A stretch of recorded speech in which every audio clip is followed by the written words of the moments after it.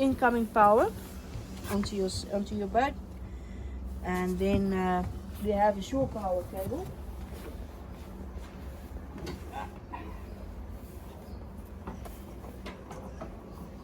That we will just plug in there. I hope it's long enough now. Looks like it should be just long enough. Yeah. Okay, so your shore power plug has a little cap on it to protect it from getting water. So you're going to just unscrew that.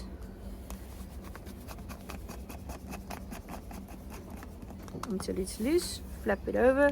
And now you see the inside. As you can see, your plug is amped at 32 amps maximum. So that's why I say when you're on a 110, you go to 30 amps. Only on your settings like I showed. If you are on a 220 volt system, you go to 15 amps.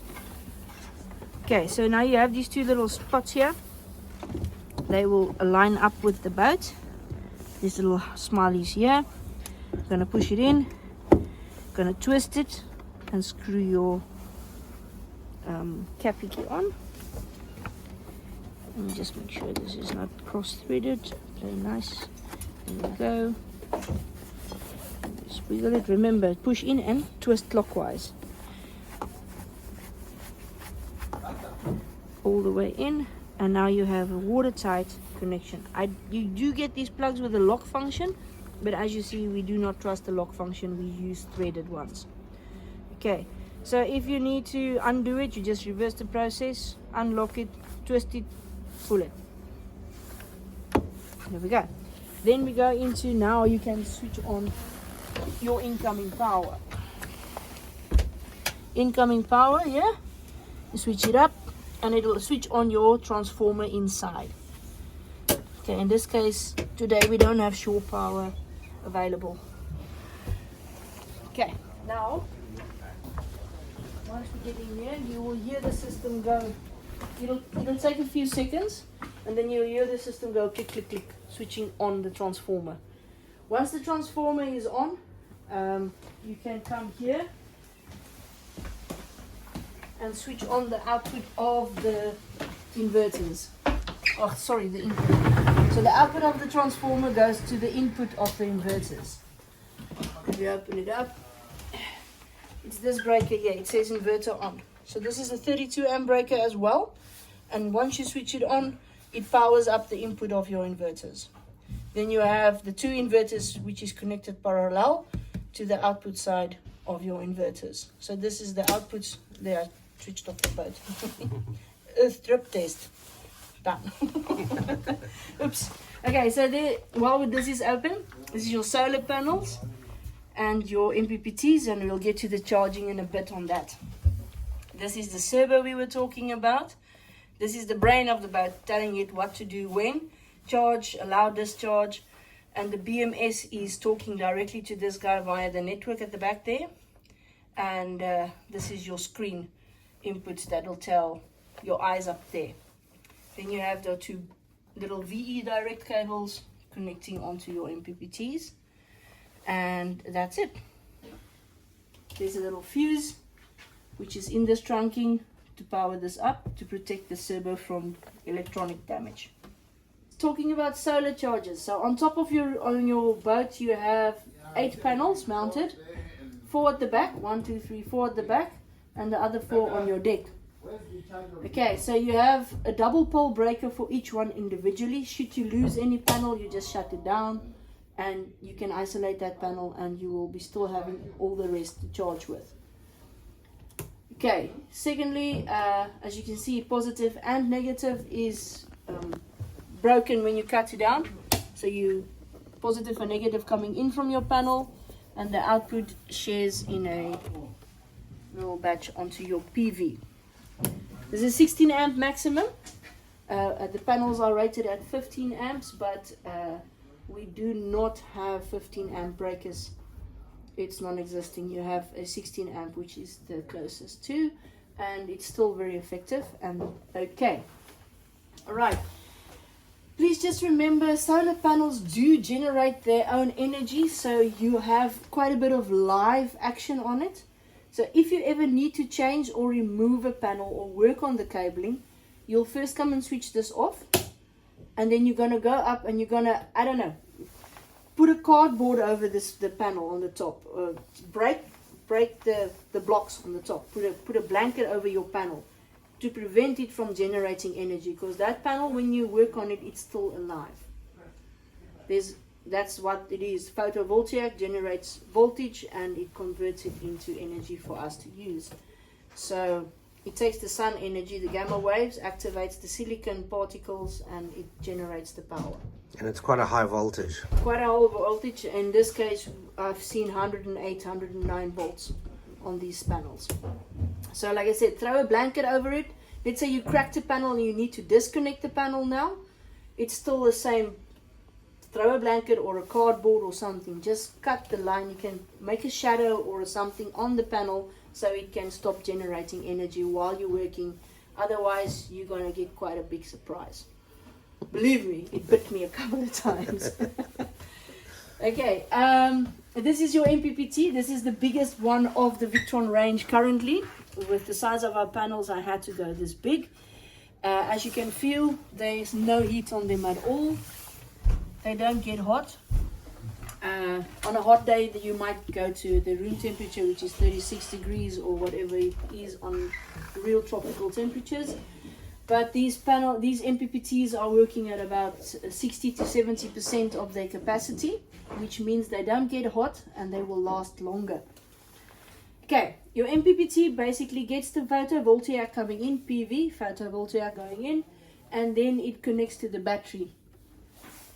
Now you see there's a little bit of a label here. You see the little label there. This is very, very important to remember. That's why we leave it on. They plug it over when we get it, the sticker is over the connections. We just move it up so you don't forget. This is very important to remember. Never, ever, ever switch off or disconnect your batteries from your MPPTs, these big ones. They are sensitive to spike backs. Before you shut down any battery systems, shut down all your solar panels. Then disconnect your load on your battery, your charging side. If you're not going to do that, you might have a spike from the MPPT or from the PV popping your electronics. So that's why you have a warning here to tell you, before you disconnect the battery side, make sure your solar panels is isolated and off. Okay, so now we have it back on. Solar is coming in. Your MPPT will activate. You'll have this light here. The blue dot shows you Bluetooth is activate. Absorption mode at this point on the boat, and float mode when it's fully charged. It'll go to float mode after the 2-hour absorption, and then you can balance the bank. It'll show a stop charge. We'll go to the screen in a bit to show that position. Okay, there's also an option to add displays here, but because of the depth of the cupboard, we can't add them on because they're pretty high. So that's why we have the servo to display our system.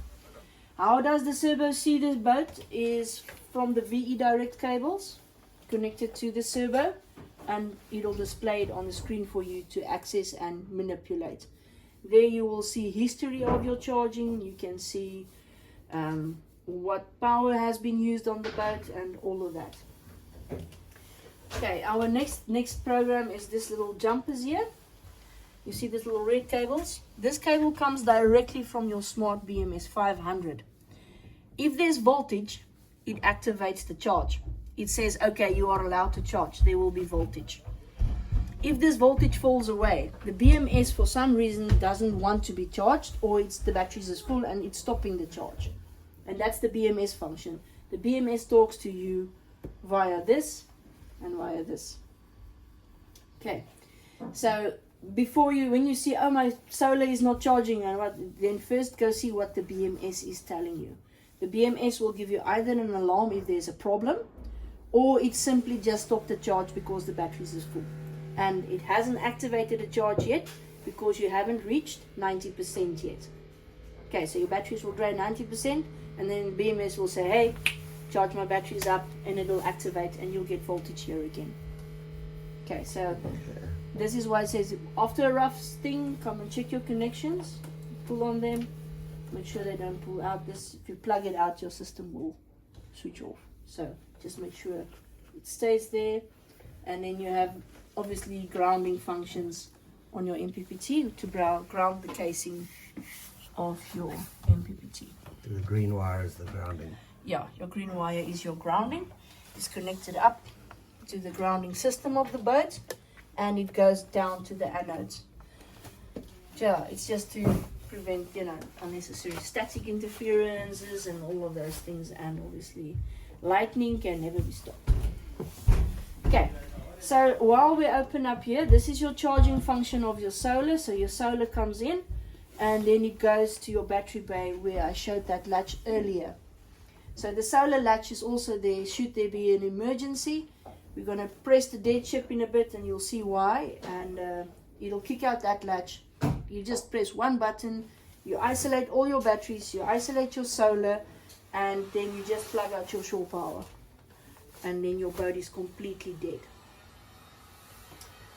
Right, these ones as well is just come and check on them. When you check them, I do advise you shut them down for in case they pull out. Okay, and this is your AC side, so it can bite quite a bit. And then this is your hot wires, as you can see, your 220 live wires, neutral bus, and grounding in this system, giving you color coding on what each one is and how to identify your cable labels. So you'll see either a cable with the AC and the number, as you can see there, a label. DC labeling will just be DC with the label, and oh, it's in this trunking, sorry. Okay, so you'll see DC number or AC number. That's the cable identification. Or in general, you'll just see a label like this on your cables where you can just identify what is what. And then you'll also see labels on equipment. So that's how we identify. Please adhere to the warning signs. Be very careful when you work with electricity. If you're going to disconnect something, switch it off rather than taking a chance. Not just for electrocution. Let's say you disconnect this panel here while it's on and you reconnect it. There will be a bit of a spark, and a spark means a short or a spike in this case, and you might damage instrumentation. So always when you work on power systems, you connect and disconnect. Yes, it's always, some electricians like to take chances. We cowboys, we get relaxed with electricity, and it's not a good thing. But yeah, if you work on the system, shut it down before you change or disconnect any cabling. It's not just for a shockproof safety, it's also to prevent you from causing damage to your system. It's also just a nice thing to keep an eye on if you've got an electrician from somewhere else coming to work on your boat. Yeah, so that cowboy just doesn't Yeah. go work with live wires, because you do get some of us who's getting a bit complacent, and we sort of ignore the standard rules because we know what not to touch, and yes, accidents do happen. This is what I was talking about on the solar. This is the battery connection. Each one of these will give you 100 amps from the MPPTs. This is the cables positives from the MPPTs going to your battery latch, and then it goes into a 70mm cable charging up your batteries. Okay, so this is the battery side connection. That's what I was talking about. You will see, if you go down to the bottom a bit, you'll see a little cable coming out, and that's your network control on the latch, which we will handle in a bit when I do dead ship and sleep mode. At first you need us to understand all the charging functions, and then we'll switch on and shut down the boat accordingly. Alright, so the latch, like I showed earlier, has an on position, and the button is down before it activates.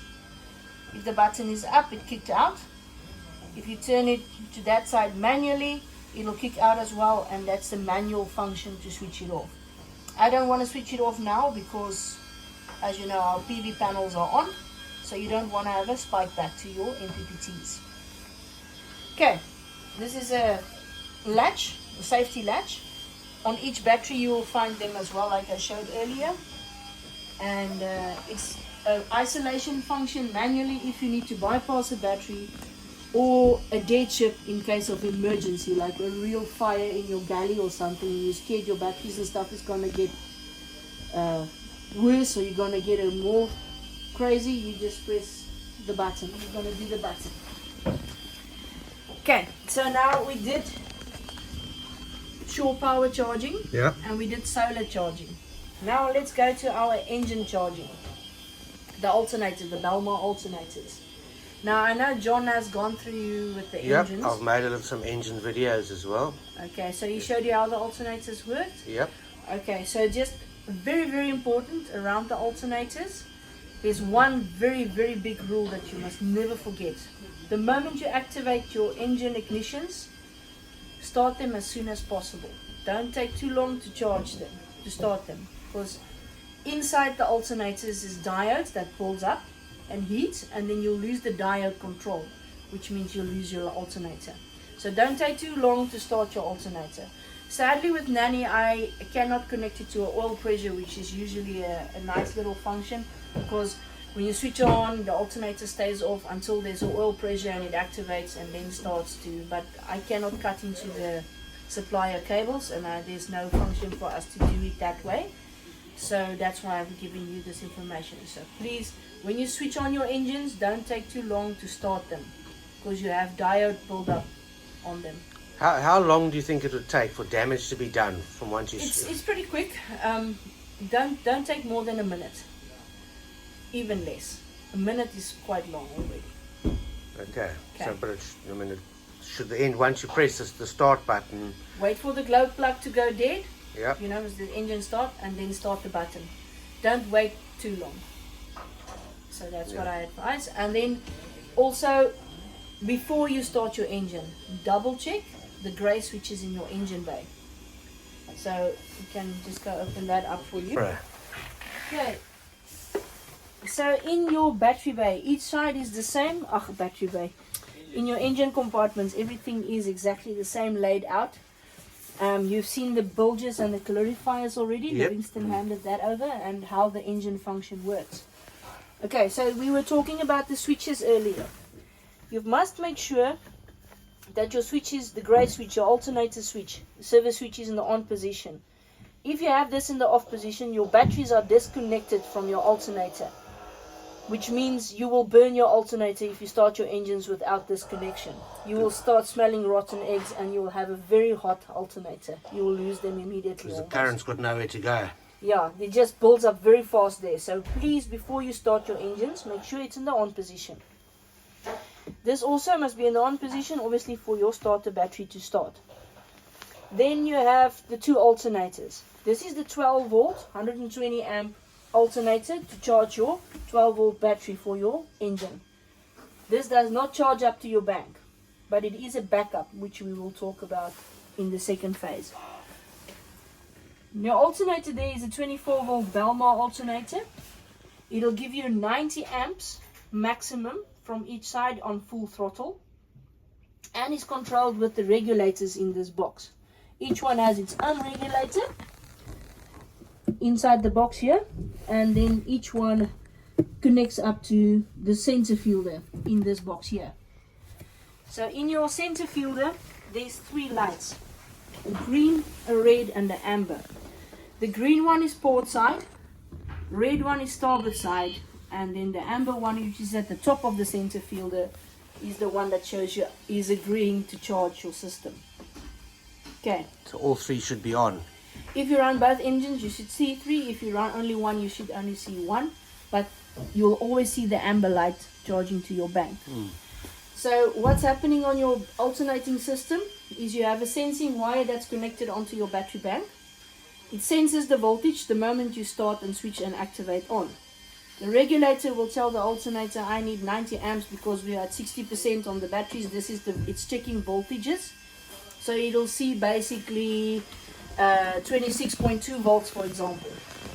And then if it sees 26.2 volts, that's a trigger telling you that which voltage it should charge at absorption, bulk, or whatever. The regulator tells the alternator how much to generate, and depending on where you have your throttle, it'll generate the maximum it can to help regulate your system. So the regulator will tell the center fielder this. It'll see you start the other engine. Now the purpose of the center fielder is to balance the two charging sites. Because if you don't have the center fielder and you start it, it'll see the opposite alternator charge. So the one won't charge. So the center fielder purpose is to tell both of them it's okay to charge the batteries, both of you. So in total you'll get up to 180, between 170 180 amps charge coming into your bank. If you're running both motors. If you're running both motors.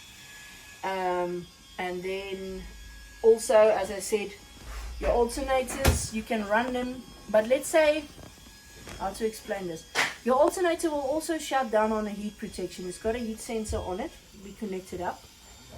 As soon as, let's say you're running the whole day and you're running microwaves and washing machines and air cons and you fully load the boat, and for some mystery reason your batteries cannot keep up with your charge, your alternators cannot charge your batteries fully up for that reason. I do advise that you keep an eye on your loads while running your alternators, because when they can run, yes, the whole day, but if your alternators needs to work all the time, they do get hot and they will shut themselves off, even though your battery is not fully charged. So just also be aware of that. When you do a charge, make sure that you sometimes let your alternators push it up to the 100, or at least where it goes into a less bulk phase. You know, absorption is still okay for it. And your alternators won't run hot all the time, because then lifespan and risk of failure. Even though it is temperature protected, I still advise that you keep an eye on that. Okay, at the back in there, you'll see the winches box. There's a white box in the back of the boat. Under each engine bay, it's to run your aft winches. The relay for your aft winches is in there, and the motor is up behind your headboard, in the top part of your headboard. It's actually quite nicely positioned just above the owner's bed, so if you're running the winch late at night, you can hear it. Yeah. Okay. So, yeah, that's basically what's happening around your alternator system and how it connects up. Today we'll install the blower still, but okay, the blowers usually sits there where that little cable is now. They're just busy installing them today. So if I had them, I would have definitely showed you. So when we connect up the blower, there will be a little 7.5 amp fuse, which is connected onto that wire between the blower and the wire. Okay, that's your first fuse for your blower circuit.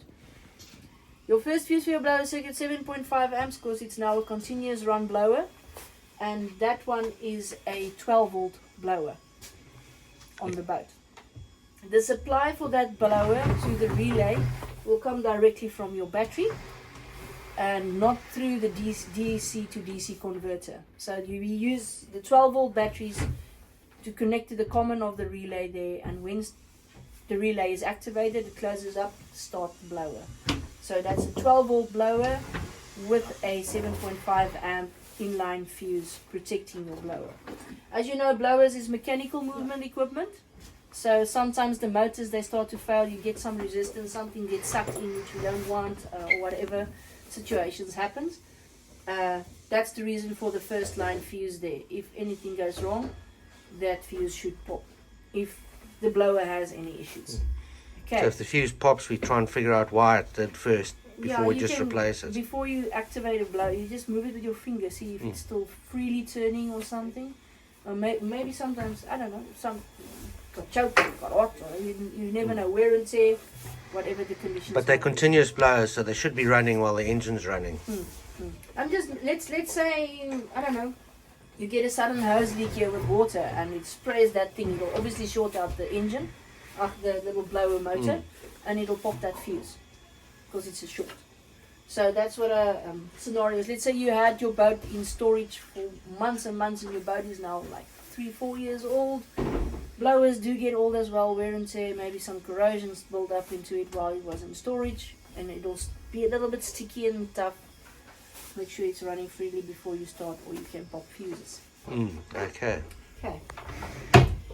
Right, so like I said, maintenance inspections from time to time is very advisable. I advise it if your boat is not used a lot on rough seas and journeys like in a lagoon or so. Every 3 months, go through, make sure you don't have corrosion. Make sure connections are still in place, you know, your engine vibrations and all of that, especially around your alternators. Check your cabling frequently. Yeah, just for general inspections, do it once every 3 months or once every 6 months, depending on conditions where your boat is. But if you're doing rough sails, a lot of traveling across the ocean, you get a lot of banging waves, you get a lot of slams on the boat. Also do properly inspect earthing cables and everything on your boat after that rough sail or rough journey. But inspections is absolute vital on boats. So yeah, they won't just always stay where they are. I've had calls after a first journey saying my fridge just died and then there was a loose connection in the DB.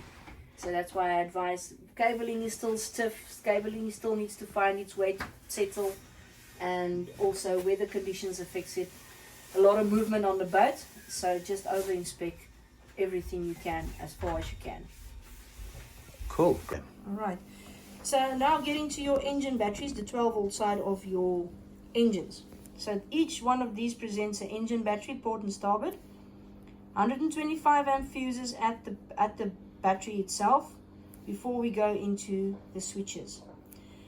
Each engine has its own switch in the compartment, which you saw on the alternator handover, and it's connected up to a selector switch here in the DCDB.